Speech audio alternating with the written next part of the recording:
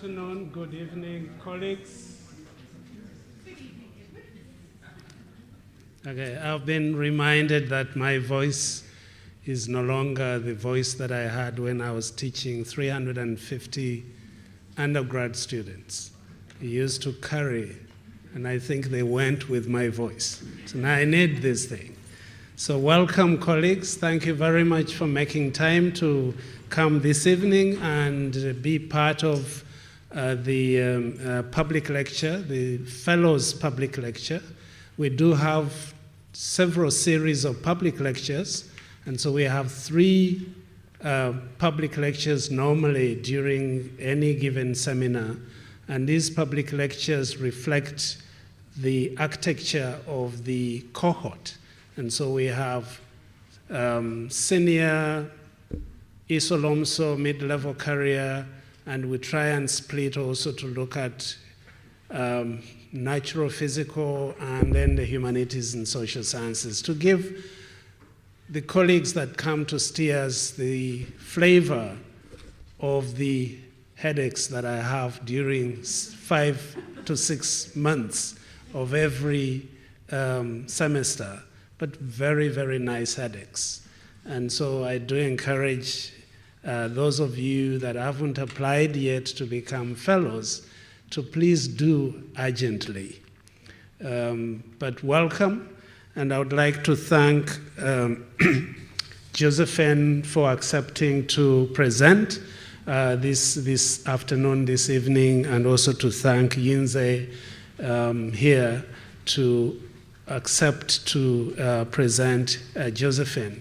What we also do with the Fellows Public Lecture is to invite individuals from the larger scholarly environment, and usually from Stellenbosch University, but sometimes from UCT and further, to introduce our fellows. So it's a kind of a sneaky way of making fellows obligated towards these other scholarly environment. And they don't just come and sit in the office and be comfortable. But just to answer the issue a question that I always pose to the fellows: what are you leaving back? And I think that that's very important, and they haven't disappointed me. So welcome again. What I'm going to do is to introduce Yinze, Professor Yinze, and then he will come and introduce Josefin in turn. I've known this gentleman for some time, and one time I've bumped into him on the street with his mom, and I got the honor of being introduced as a friend of her son. So that was really touching, and I remember that very well, so thank you very much. Professor Yinze Ma obtained his bachelor's degree in physics from Nanjing University, master's degree from the Institute of Theoretical Physics at the Chinese Academy of Sciences. Then he proceeded to get his PhD degree in astronomy from the University of Cambridge. He conducted CITA National Fellowship at the University of British Columbia in Canada, survived the cold, and a research associate at the University of Manchester, and he survived the rain. And then moved to the University of KwaZulu-Natal, South Africa, and I knew him when he was still there, and was also part of our physics Nobel Symposium, which was the very first that we had at STIAS. So he moved there as a senior lecturer and then became a full professor in 2021. And then in 2023, he moved to Stellenbosch University to Astrophysics to take up a full professorship and head of the Astrophysics position, which he holds now, and actually has started that division there. And probably this connects him with Josefin. And he's been involved in various surveys, and he has also published over 120 papers. And because he's the introducer, I'll make sure that I don't make him more famous than the person who is going to present. So on that, and of course he's also a fellow member of the South African Academy of Sciences. He became a member in 2022, and I became a member in 2023. So welcome, fellow member, to introduce Josefin. Thank you.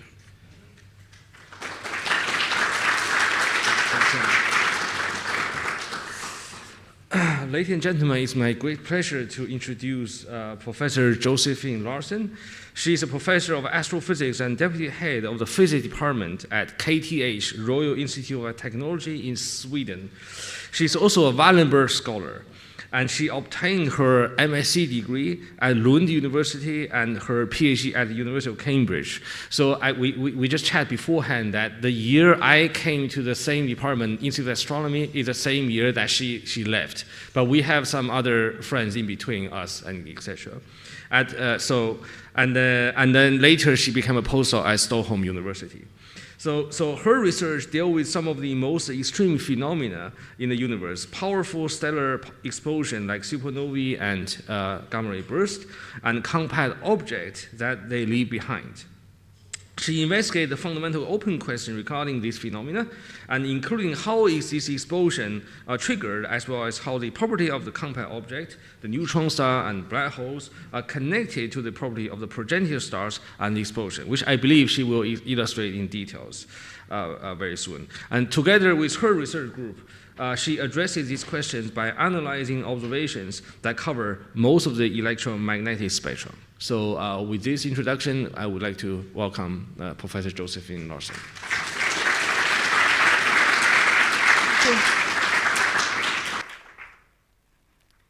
So thank you so much for the introduction. It's really a pleasure to be here at STIAS and to tell you all about exploding stars. So this particular supernova that you see here in the background is this very famous supernova 1987A that I'm going to tell you a lot about. But before we get into that, I want to give you some basic background about supernova in general. So a supernova is an exploding star. It's extremely bright. It can outshine an entire galaxy. So galaxies are collections of billions of stars. You see two examples here. But when just a single one of these stars explode, it makes it so much brighter than all the other points that you see. You see we name them, it's SN, and then the year when they were discovered, and we use the letters of the alphabet to kind of count them throughout the year. But observations of supernova actually go way back in time, long before people knew what they were. And there are really interesting records from Chinese astronomers in the year 1054, when they noted a new source on the sky, and they called it a guest star. It was bright enough to be seen even during the daytime, and then it actually faded with time over some months. But they recorded the position, and if we look at that position today, this is what we see. So this is called a supernova remnant. It's the remains of that star that exploded and all the debris that has been spread out in space. But to understand why stars explode, we need to look at what's going on inside a star. So first of all, a star is just a ball of gas, so a star like our sun. And stars shine because of fusion, which is this process that light elements combine into heavier ones and release energy. So what the sun is doing right now, and what stars spend most of their time doing, is fusing hydrogen into helium and releasing energy. But once the hydrogen in the core has run out, the star can start making even heavier elements, like helium can become carbon and oxygen. So throughout the lifetime of a star, if it's massive enough, it can gradually build up this kind of onion layer structure with gradually heavier elements towards the center. But there's a limit to this, and that's when iron has been made, because that's the most tightly bound element. So that means it's no longer possible to generate more energy through fusion. And that's really critical for the star, because this fusion, in addition to making the star shine, it prevents it from collapsing. Because the mass of the star is very high, and gravity will just try and pull it together. And when there is no more fusion, there's nothing to stop that collapse. I want to stress a couple of things here. So what happens to stars is incredibly strongly dependent on their mass. So it's actually only stars with masses greater than about 8 times the mass of the sun that will reach this stage of making iron and eventually collapsing and exploding. I also have a small footnote in that there are different types of explosions, and I'm just going to talk about massive stars exploding. There's also something else, a thermonuclear or 1A supernova, which is the explosion of something called a white dwarf. And I'm just mentioning that because maybe some of you have heard about it. But focusing on this massive star now, so it takes millions of years with the fusion processes, and once it's come to this point of making iron, it collapses like on a time scale of fractions of a second. So very dramatic. What eventually halts this collapse is that the material in the core of the star is broken up, and it makes elementary particles called neutrons, and we can pack them very tightly, making what's called a neutron star, and that will stop the collapse. The outer layers of the star then kind of bounce on this neutron star, and that drives a shock wave outward. And though the details are not fully understood, this explodes the star. So we know neutron stars exist. We've observed lots of them. And it's the most the most dense form of matter that we know in the universe. So a tablespoon of neutron star material has more mass than the entire mass of Mount Everest, just to give you a sense of this. And some neutron stars are also very rapidly spinning with strong magnetic fields, and that makes them emit a periodic signal, and we call those object pulsars. There's even an even more extreme version of this, which is when there is more material that falls onto the neutron star, and then it may actually collapse into a black hole, which is an object that has such a strong gravitational field that not even light can escape from it. And we also know that black holes exist. We don't observe them directly, but indirectly. For example, as illustrated here, when there's a black hole in an orbit with a binary star, because we observe it then through the gravitational effect it has on that star, and we also see light from the material that's falling into the black hole. So we call all these exotic things compact objects, neutron stars and black holes. So in the explosion, then the outer layers of the star, they get ejected at velocities of thousands of kilometers per second.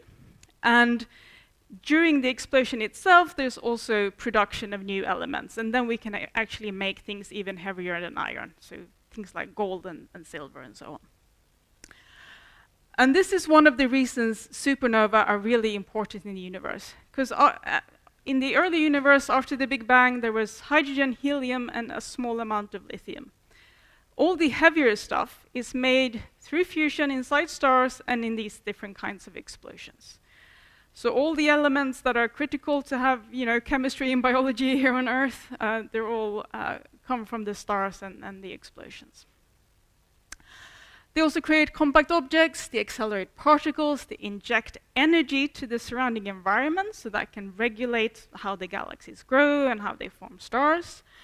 And another really interesting thing is that they give us an opportunity to study physics in extreme conditions that we cannot make in a lab here on the Earth.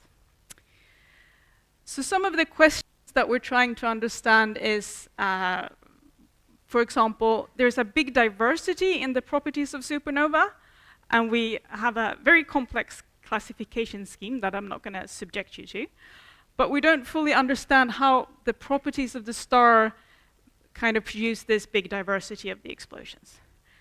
It's also not fully understood exactly how, the mechanism that triggers this explosion, why this collapse turns into an explosion. And it may be indeed different mechanisms in different subtypes of supernova. And then finally, we want to understand how this then connects to what kind of object we have in the center, a neutron star, a black hole, or a pulsar. But to see how we study these things, I want to tell you about how we observe supernova. So the first thing is to detect them. And the method is very simple. You take an image of a galaxy, and then you take another image of a galaxy, and you compare them, and you look for something new. So you see a new source here, that's a supernova. So these days, we can, of course, do this automatically. We have CCD images, and we just subtract them, and we have an algorithm to find new things. Back in the days, it took a special kind of astronomer with a very special kind of skill to stare at photographic plates and say, that's a new spot, right? And there are some people who are very good at this. And remember, of course, supernovae are bright, but they fade with time, so when it's discovered, maybe it was not at the peak brightness, and then it's maybe not so easy to spot. And you see here in this plot how the number of supernovae detected per year has really increased over time as we have more and more dedicated surveys and automatic methods of detecting them. And I'll come back, this just keeps going up, and I'll come back to this. So supernovae are intrinsically quite rare. In a galaxy like our own Milky Way, they happen only once every 100 years or so. But because we observe so many galaxies in the universe, we discover many supernovae every day. If we look in our own galaxy, we can see many remnants of supernova. So that's simply a supernova that happened a very long time ago. I already showed you this example of the Crab Nebula, which was this, if you remember the Chinese guest star. Here are some other famous examples. This is Cassiopeia A, and this is the supernova A, 1987A, that we'll tell you more about, which is a really young remnant. It's really a supernova that's transitioning to a remnant. So we can't see, these are much fainter, so we can't see them very far away. But the big advantage is that they give us a spatially resolved view of the explosions. We can study them in more detail. And I've heard colleagues referring to these supernova remnants as a gateway drug to physics, because it's such really nice, spectacular images, and there's so much different physics going on that you can really start to get into all the details. So these images are actually from the James Webb Space Telescope that you may have heard about, that was launched just some years ago. So they're taken in infrared light. And in connection with that, I just wanted to highlight this importance of observing at different wavelengths. Because our eyes are sensitive to a very narrow range of wavelengths. So probably you know about the fact that we see the shortest wavelengths as blue and the longer ones as red color. But there is a lot of radiation that we don't see. Longer wavelengths, there's infrared and towards the radio. And at shorter, more energetic wavelengths, there's X-rays and gamma rays. But luckily, we can, of course, build telescopes and instruments to study all this radiation. And that's really important for understanding both supernova and all kinds of other objects in the universe. So again, it's the Crab Nebula. And you see it here in different wavelengths. You see how they give quite a different view of what's going on. So when we study supernova and supernova remnants, what do we do exactly? So we can, of course, take images, as you see here. We can also study the time evolution and build what we call a light curve, which is just showing you how the light varies with time. So supernova is initially very bright, and then it fades over time. And one of the most important things is taking a spectrum, which is this thing where you break up the light as a function of wavelength. So you look at how much energy is coming out at different wavelengths. So this is, actually it's 2 spectra from a supernova. And you see all these kind of spikes. And the important thing here is that each element, ion, molecule have their own unique spectral lines, like fingerprints. So by looking at such spectra, we can figure out the composition of the gas, like there are some lines here from silicon, from iron, and so on. And by studying in more detail how strong are the lines, what are they, so on, we can figure out temperatures and densities, velocity, and the list just goes on and on. And of course, the spectra, the images, the time, oops. We lost the projector? Did I touch something?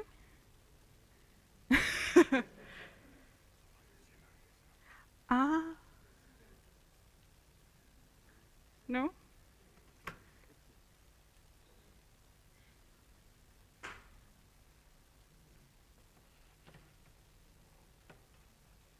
There was just too much information.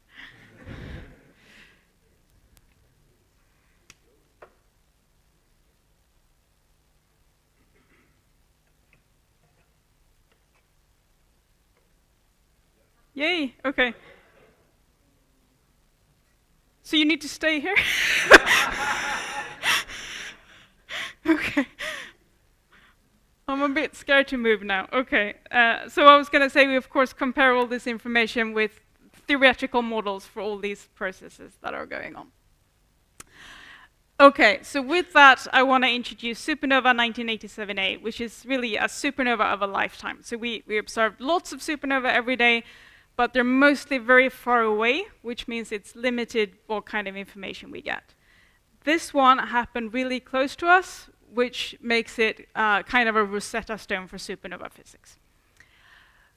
So it was discovered on the 24th of February in 1987. And it's the brightest supernova since Kepler's supernova back in 1604. So Kepler's supernova happened in our own Milky Way. This is how we think our own Milky Way looks. This supernova 1987A was not in the Milky Way, but it was in a small neighboring galaxy called the Large Magellanic Cloud. This is an image of that galaxy. And it's only 160,000 light years away. So this is close when it comes to supernova science. And here you see a close-up of the region with the bright supernova. And because it's so close, it has kind of produced a long list of really important historic discoveries. So back in 1987, one thing is that there were these particles called neutrinos, which are these subatomic particles that interact very weakly with matter. So many of them are produced in a supernova that they were actually detected on Earth even with the detectors that were available back in 1987. And that was important both for confirming that this is indeed a supernova and for the physics of neutrinos. And that was actually a Nobel Prize awarded to this in 2002. The other thing was that because this has happened in a nearby galaxy, people had already taken images of the stars.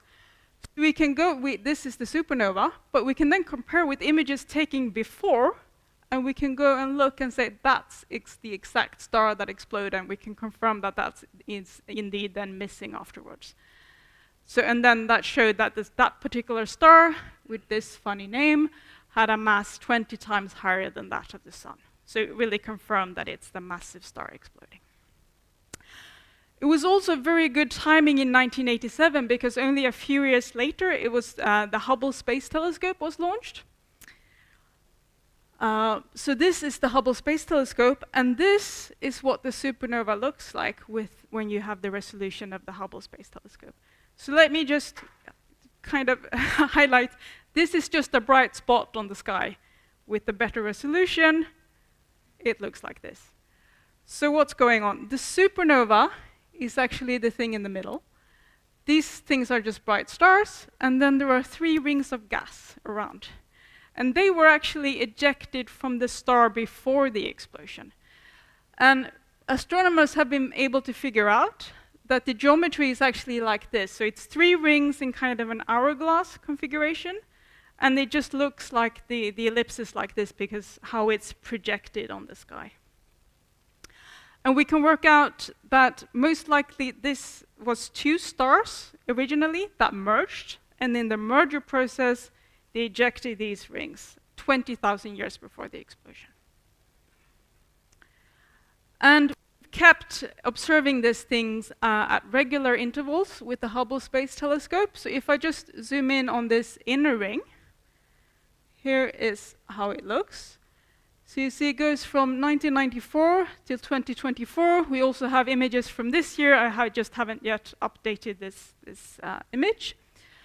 So you see over time, so this is the supernova, so that's the ejected material. So you see that expanding, and it's revealing a highly asymmetric shape, as it becomes bigger on the sky. If you look at the ring, you also see something that starts happening here, kind of late 90s, with these little dots appearing. And it's becoming like a pearl necklace all around. So what's happening is that the highest velocity ejected material is slamming into that ring, and the shock interaction is heating the gas, and it's causing all this bright emission. So you see it's brightening, and then it's actually becoming fainter with time. And the blast wave has then passed through, and this ring is like being destroyed by the shocks, basically. Which is a shame, because it's a very nice-looking ring, I think. So as you can imagine, it's been the efforts of many, many astronomers who we keep having to write proposals to observe this with the Hubble Space Telescope. I wasn't old enough to do astronomy in 1994, but I've been involved since somewhere around the peak brightness of the ring, and I'm leading the current program with the Hubble Space Telescope. And Hubble is not the only telescope that has been following this. It's also X-rays, radio, and everything. So all this detailed information has led to a lot of new insights about supernovae. And so, I mean, without going into too much detail, this has allowed us to measure the details of the composition, the radioactive elements produced in the explosion. There were observations of dust and molecules formed, so maybe dust doesn't sound too exciting, but this is a really hot topic in astronomy, the study of dust. And this is emission from coal dust, and it's made, this supernova has made half a solar mass of dust, which was surprising to theorists. We can characterize the explosion geometry, and I'll get back to that, and really use this ring with the shock interaction as a laboratory to study shock physics and all the complicated things that go on in there. But one of the main remaining mysteries has been that you remember we expect this compact object, a neutron star, a pulsar, a black hole. Seen that yet, or we hadn't in the first 35 years. And I even had a student who did a whole project on figuring out, oh no, this happened again? What can I do?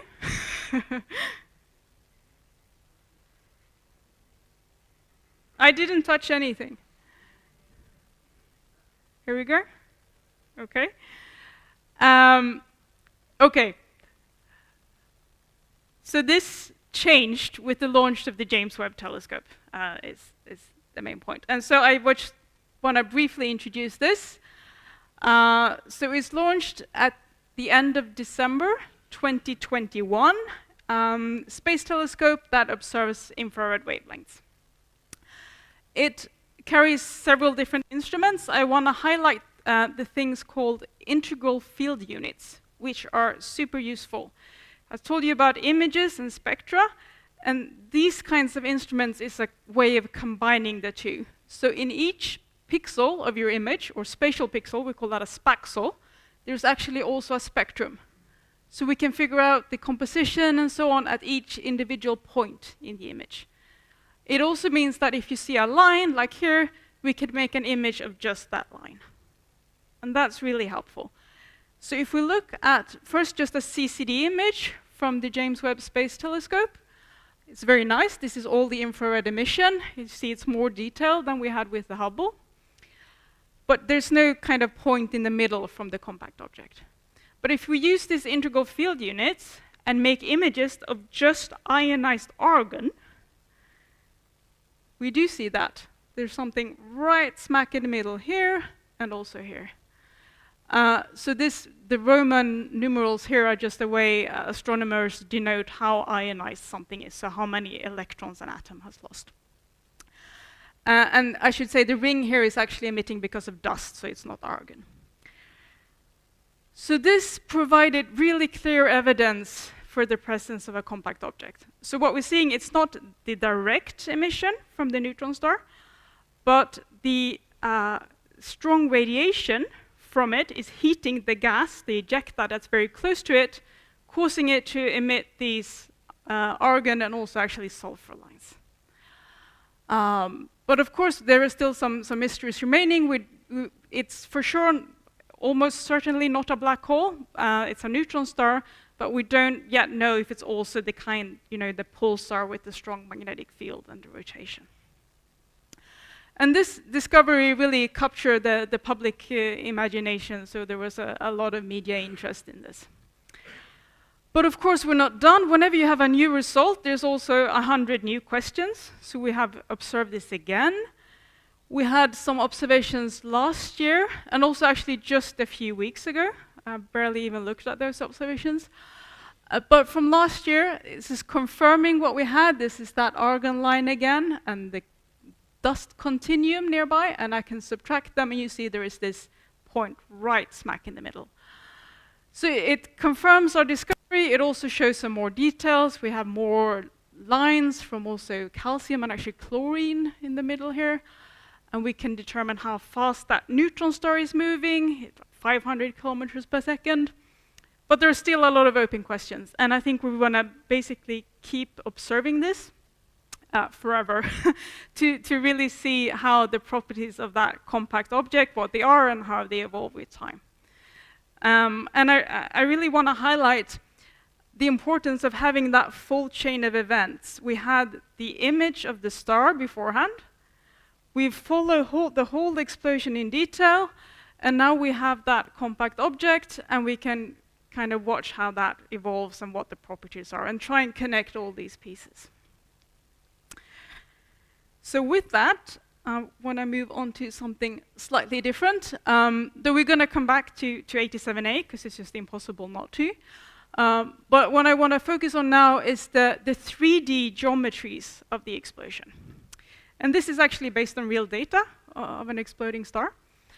And you see it's highly asymmetric. And the reason this is important is because it tells us something about what happened at the moment of explosion. So whatever like instabilities and so on are operating, the ejecta have then just been expanding freely through space. So this is probing what's happening at the time of the explosion. So there's an element of like a forensic investigation. You're coming to this big mess 1,000 years later, and you want to try and figure out what happened and how did it happen.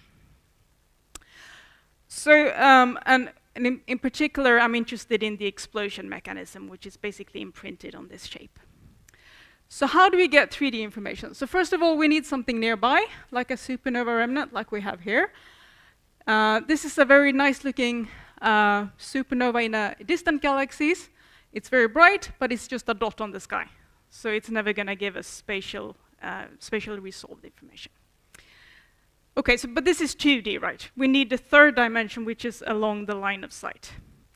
And to get that, we need spectra, and again, the integral field units, which are really important. And what we use to get the velocity is what's called the Doppler effect. So you've experienced this in your everyday life when you've heard maybe an ambulance going past you. It sounds different when it's coming towards you and then when it's going away. And there's equivalent, same thing going on with light. So light being emitted from supernova ejecta moving towards you will have its wavelengths shifted to shorter wavelengths. We call that a blue shift, like here.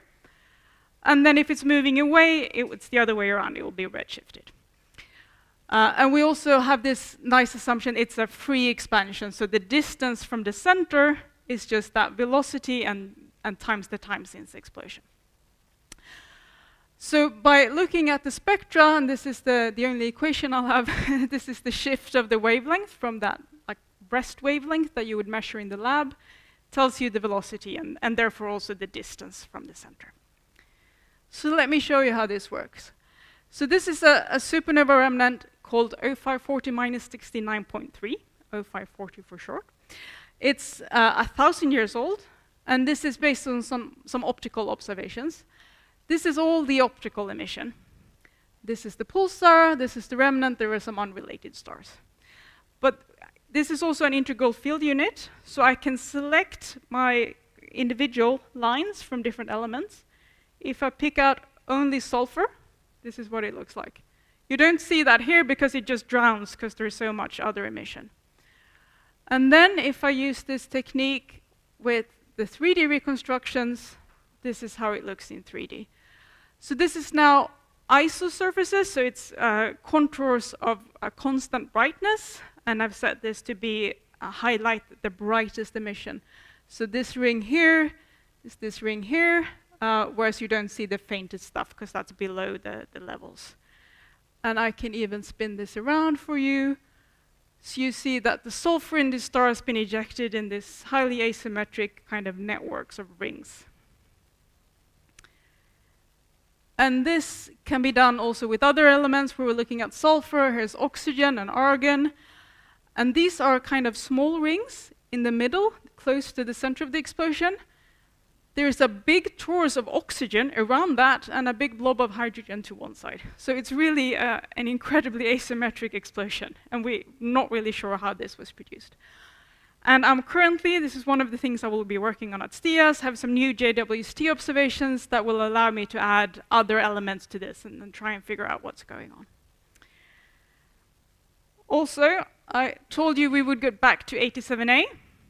We can play the same game with this one. So here again, this is all the infrared emission. If I isolate only the iron, you see it here. This is like the sky projection. So you see it has this kind of elongated shape.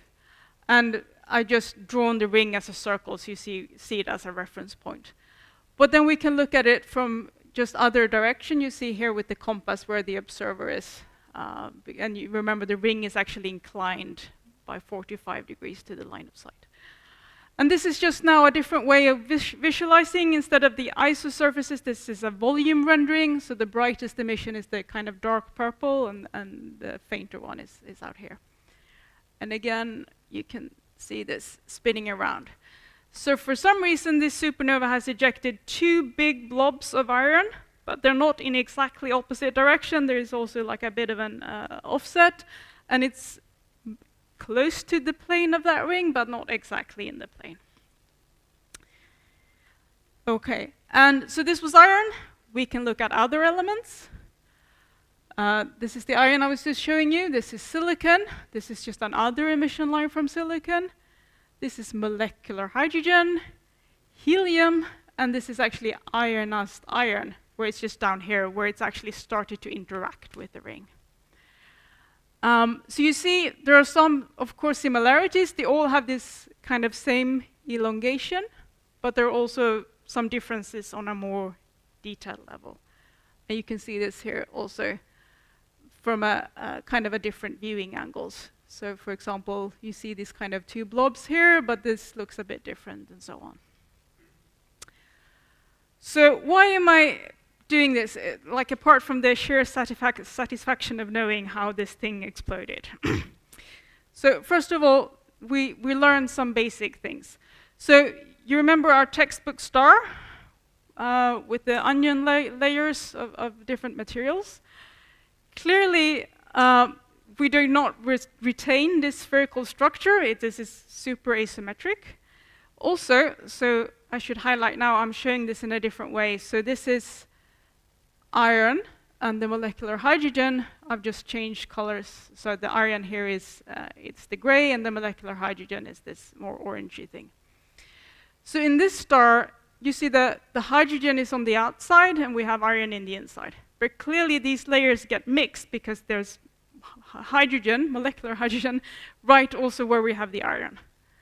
So it's clear that they are asymmetric and that we have mixing. And by measuring exactly how these things are mixed and what the distribution looks like, we can say something about how the explosion happened. So there are people who work on simulating the stars in just doing computer simulations. And this is something that's very complicated. It takes many months to run this on a supercomputer with the full 3D effects. But as you can see, this is just some examples. We do get asymmetric explosions. And there is something called the neutrino-driven mechanism, which is the kind of currently favored model for exploding a lot of star, which is basically this idea that some of the neutrinos that are released as the star collapses gives their energy to that shock wave, and that triggers the explosion. And there's a lot of instabilities and so on, multidimensional effects. But also, when we compare with the simulations, there are some clear discrepancies, and that's actually what's really exciting. So by looking at those discrepancies between the models and what we observe, we can hope to figure out more about the physics of what's going on. If there's some ingredient missing in how the explosions are triggered, or maybe in our models for the stars and so on. So that's something that I'm really excited about working with. So with that, I'm just going to spend my last minutes talking about the future of supernova science. And one thing is that we're really entering into this era of big data. So supernova 1987A happened at the end of February in 1987, and it was then the first supernova that year, hence the A. Today we're detecting several supernovae every day. And there is this Rubin Observatory in Chile that's just coming online, which will survey the entire observable sky for 10 years. It will produce 20 terabytes of data per night, and expect 10 million alerts for variable sources per night, and should detect something like 100,000 supernova per year. So supernova are not the only thing that vary in the sky, there are also variable stars and all kinds of things going on. And this thing doesn't even have supernova as its main science goal. This is like one of the many things that can be done. But it's really, of course, like many areas of science, really changing the way we do things and the methods that need to be used to process such very large quantities of data, and so on. And a major challenge is that there's a lot of data, but for a lot of it, we will have very limited information. So we know that was most likely a supernova, but maybe not a lot about the properties. So the kind of other side of this is with the bigger and better telescopes, we can get even more, if we pick individual supernova and supernova remnants and study them in detail, we get, of course, increasingly more information about what's going on. So James Webb Space Telescope has really, oops. Oh no, okay. Has already started delivering amazing data. And there are, of course, many new telescopes coming. Just to highlight, okay, I'm going to be very cautious here. To highlight one, this is the extremely large telescope, which is under construction in Chile. So currently we have the very large telescope, the VLT, and this is now the ELT. We're very inventive with the acronyms. There has been a proposal at one time for the OWL, which is the overwhelmingly large telescope, which has not been approved yet.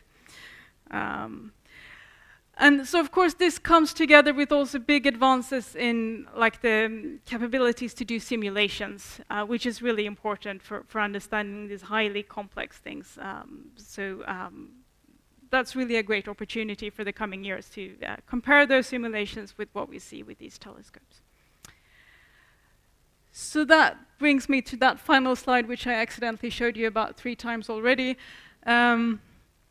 So I know it's a lot of information, so I just want to kind of have 3 takeaway messages for you. So one is that very massive stars explode as supernova, not the sun. The sun is not going to explode, it's not massive enough. Supernova 1987A has been kind of a Rosetta Stone for supernova physics and will continue to be important. And then finally, we have these 3D structures that can tell us about how the explosions are triggered. So I'll stop there. Thank you.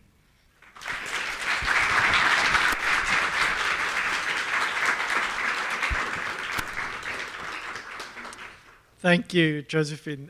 You spoke about the sheer satisfaction of doing this work. So thank you for giving us the sheer joy of the imagery that you showed us, but all what you're studying and the physics that you are able to investigate behind all of that. It is amazing to just imagine that if you these aren't just pictures on a YouTube video. These are actual events happening out there, and that's wonderful. So we have lots of people who joined us online, so I just wanted to acknowledge all those who joined, many of our fellows from previous cohorts as well, so welcome. We'll have to limit questions to the room here. You can tell us whether you'd prefer a question at a time or 3 or so. I think that's easier, if that's okay. Yeah, one at a time. Yeah. Sure. Also, it seems, have I lost the computer again? It maybe. In case we want to get back to some yeah, imagery. Okay. So we'll maybe some help from the technicians. Manage the light. Yeah. All right. So let's have a couple of questions. I see 3 right at the back. We'll go to the right, and then we'll come to my left. So Bob, Orgo, and that was a fantastic talk. I would like to ask you what you consider to be the most outstanding open question with regard to the supernova explosions. There are very many. I mean, what would be your holy grail question you'd like to answer? Oh. I think what is the explosion mechanism, I think, would be the most important one. But there may be more than one explosion mechanism, so it's a multi-layered question, so yeah. Thank you. Thanks, Josephine. Really enjoyed that. This might be a little bit left field, but when I was, going back to 1945, when the atomic bombs were dropped in Hiroshima and Nagasaki, I remember there was a New York Times science editor who said that if you want to imagine what kind of energy was released, then think about it as if all the stars in the world exploded. So I think that was a bit of a extreme, as is clear from what you've said. But do you think there's a practical application of the work that you do in terms of building nuclear bombs? And does anything that you do, is there a potential cause for worry that we'll be building better bombs with some of the practical findings of your brilliant research? Okay, so I think that the issue of building bombs is not really related to what I'm showing here.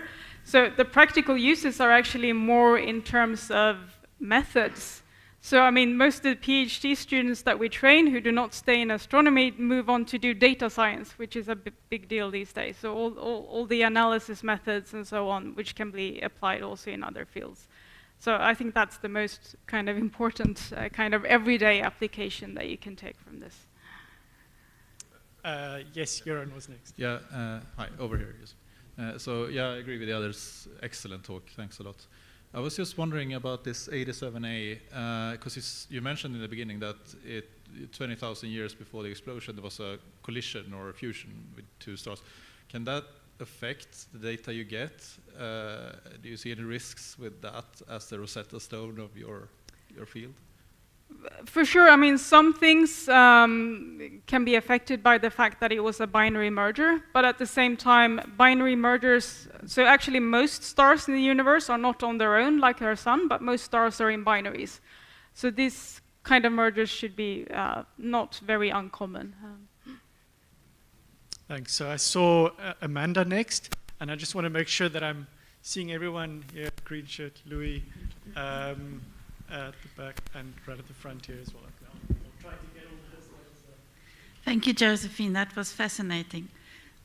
I'm a layperson, but I'm just trying to understand the issue of, you said 1987A, 160,000 light years, right? So when you see the light, it's 160,000 years later. So does that affect the brilliance of the star by the time you see it? Was it much more brilliant and in terms of its light when it exploded 160,000 light years ago? I'm just trying to understand that. So the way it was seen in 1987, that was the peak brightness, but we're just seeing it 160,000 years later. And now it's faded since that time. So in a way, I mean, we always give the date of the supernova as the observed date. One could, of course, kind of try and account for the distance and so on, But distances are often very uncertain, whereas the time is very precise. So we keep with the observed dates and the kind of, I have a light year, a light curve at some point. I'll get to it, I promise. So this is actually for 87A, and this is days after the outburst. So this is from 1987, but you could just like move it by 160,000 years and the shape would be the same. It's the same thing.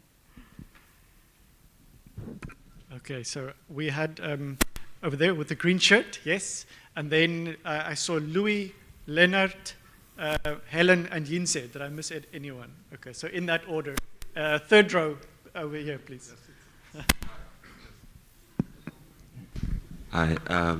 So thank you. Wonderful talk. I attended a talk in geophysics a while ago, and there was a lady who talked about her research about the development of the Alps, and someone then afterwards asked her, why does anyone want to know so much about the Alps? And she was completely flabbergasted. She was like, but that's science, you know? So this is amazing. And of course, I think we want to know it just because we want to know, but are there any potential applications that you can think of that work? So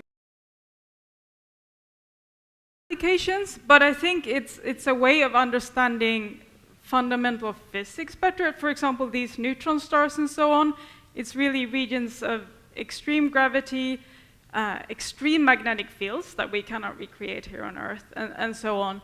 And I mean, if you go back in time, a lot of, for example, techniques that are used now in medical diagnostics build on discoveries in fundamental physics that people were doing.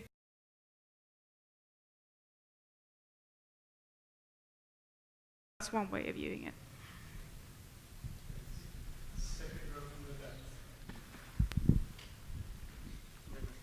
Oh, you've got. Okay. Yeah, thank you. Fantastic talk and very well performed also. I have actually two questions. So one of them was, you already mentioned the importance of magnetic fields and magnetism and the fluctuations of the magnetic fields, how well that is observed.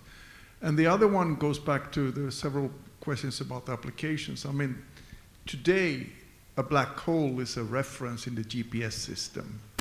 Could it be that also the supernova could play a role in some kind of positioning systems? I understand, of course, that they will fade eventually, but they will remain for quite a long time, and they are very bright. That's a good question. I haven't really thought about it. But who knows? Your questions about magnetic fields.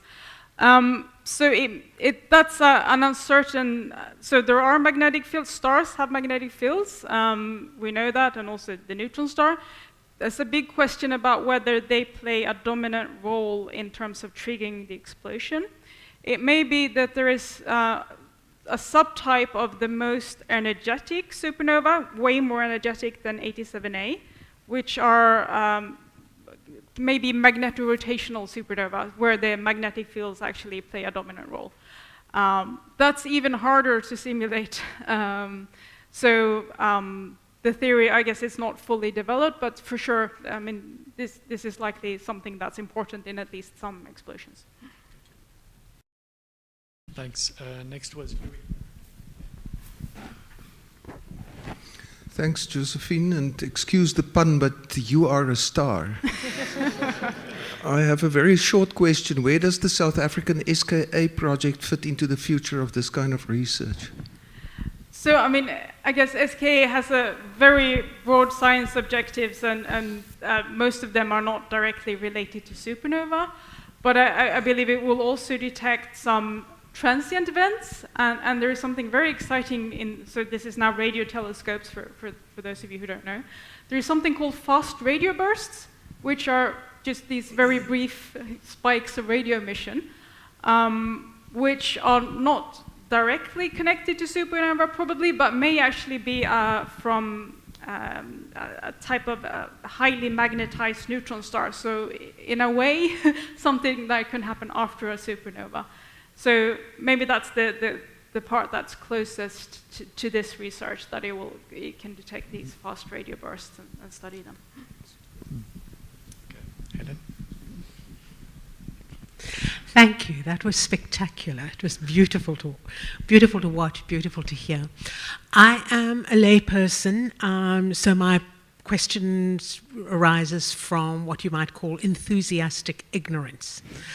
Because I'm a writer, I'm interested in words. So I'm fascinated when I hear words like blob or shocked gas. Mm-hmm. And I immediately think, are these specialist scientific terms? And my question is, what is dust when you talk about dust? That's an excellent question. So it's not like dust that you would find on your bed. It's very, very fine grains, basically. It's mostly made of silicates and things, a lot of carbon also. And to give you some context, it's really important because dust, when you look at something, whatever astronomical objects, there's going to be dust between us and that object, which will absorb and scatter some of the light. So to really interpret what we see, we need to account for the dust. So we know how much dust is there, what are the properties, how it's produced. And actually, I had this. This is the dust in 87A. So it's a question of whether supernova may actually be one of the main dust producers in the universe. And it's made all this dust. The question is if it's going to survive over time, because it may end up being destroyed by the shocks that you mentioned once it reaches this ring. So there are important implications from that. But it's quite a complex thing to study because the emission and how it absorbs light and so on, it depends on the detailed composition, the size of the dust grain, the shape of the dust grains. If you have like ellipsoids rather than spherical grains, it affects things. So it's really quite complicated, and it's not my field of expertise. But it's like dust are very fine grains, and the dust in the center of the supernova, it's most likely silicate rich. Thank you. So I'm interested in the neutrino, which you mentioned. We know this fundamental process where neutrons decay into protons plus electrons plus neutrino and so on. Are these neutrinos mostly produced from this fundamental process, or other things that produce a lot of neutrino? Because that seems to be obvious. Yeah, I mean, so it's in this process when the star is collapsing and the protons and electrons combine to make neutrons, it also releases a lot of neutrinos.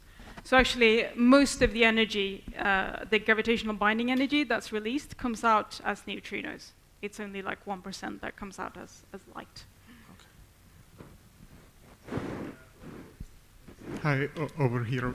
Very nice talk, very enjoyable. Thank you very much.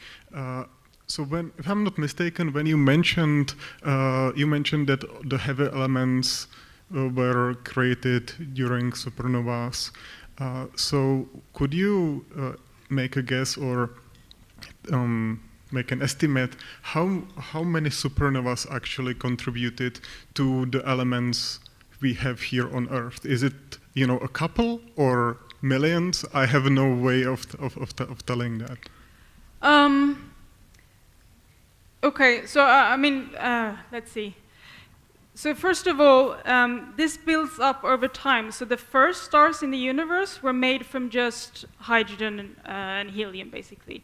And once they explode, they start enriching the interstellar material with these heavy elements.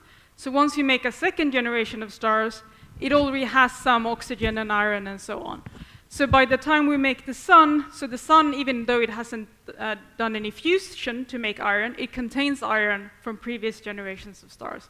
So there is this effect that this builds up over time. But I think one can also say that, it's outside my expertise, but I think that you can tell that there's been like some individual supernova that has affected, so that we can, like the abundance patterns that we have in the solar system. Thanks. Hi, Josephine. Thanks for the talk. A question on the distribution of the matter, your pictures or diagrams. I'm fascinated that it is so irregular, given that the environment that produced them were, very high energy state, and I would think that it would be quite homogeneous in terms of distribution of all elements just before the explosion, given sort of the turbulent conditions. So do you have a sort of insight into why the... So let's see if I understand your question. Are you talking about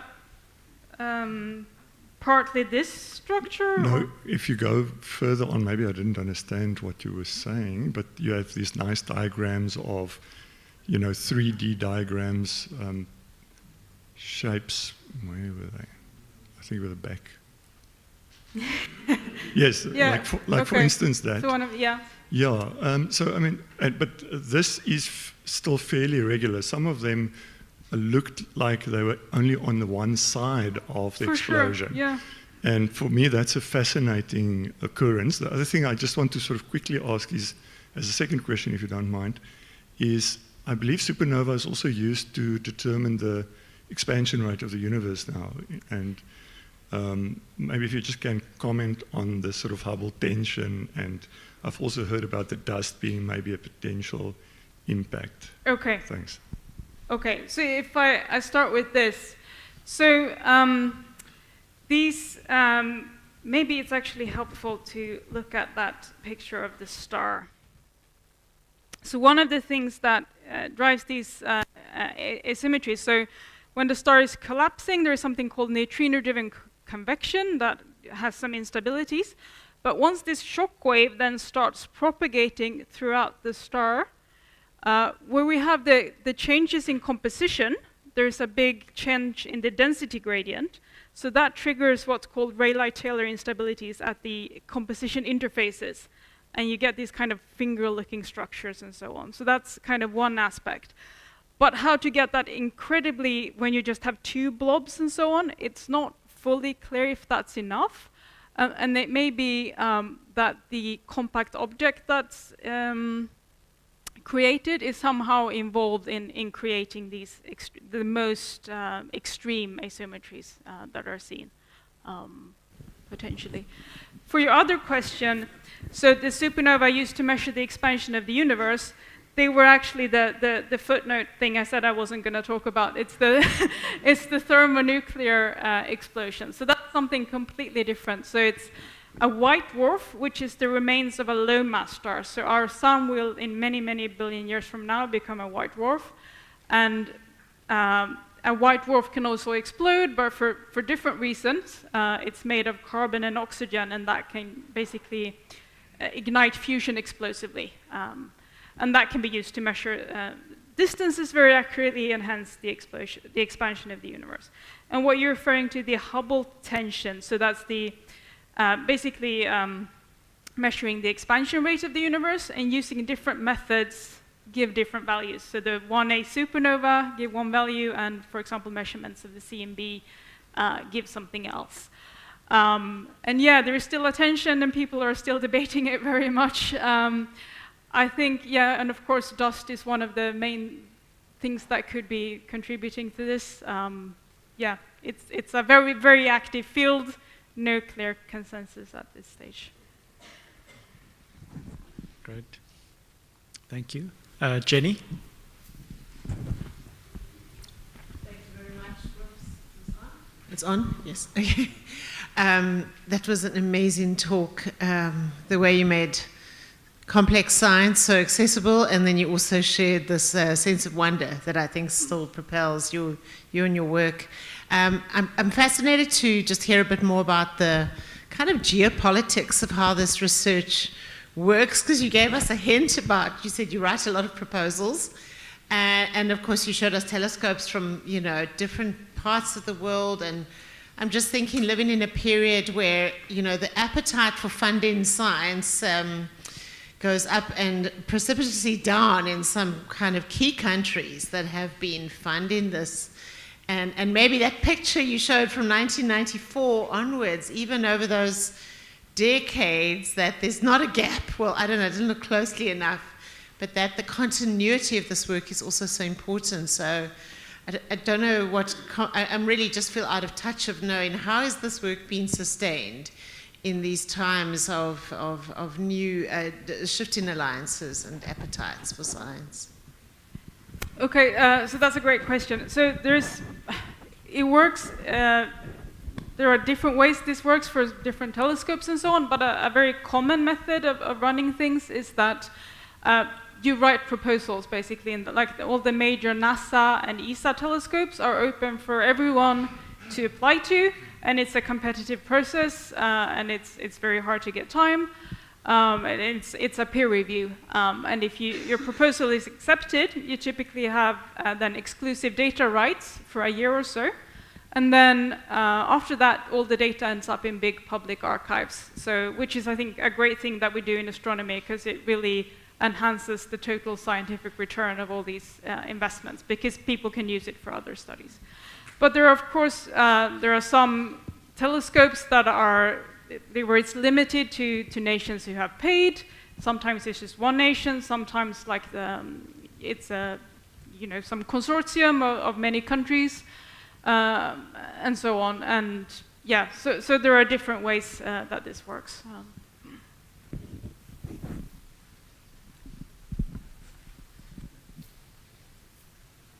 We've run out of questions. So I'll ask one question, and then we'll break for the refreshments. You find yourself here at a point in your career where light from this event 160,000 years ago happens to pass by Earth. If you were able to get into a Star Trek spaceship and travel closer, let's say 60,000 or even 100,000 light years, is it clear to you what happens in supernovas, or are you studying it because we don't know how they develop and shape? And how much do we know yet about the longer life of supernova in general, or how specific and particular is each one? So part of that question, I guess, so when we look at supernova remnants in our own Milky Way, we see them at different stages. So this is like some 100 years old, and this is 1,000 years old, and we have some others that are even older. So even though we don't see the same event evolving, we see different remnants which have different ages. So you can kind of piece together a history from that. But it's certainly the case that there's a lot of diversity, and so you need to study large samples to get to the root of the problems. And whenever you have a better telescope, you're more nearby, you see more details, because these are highly complicated things going on. Okay, Josefin, thank you very, very much. That was fascinating and a joy. Thank you for the questions.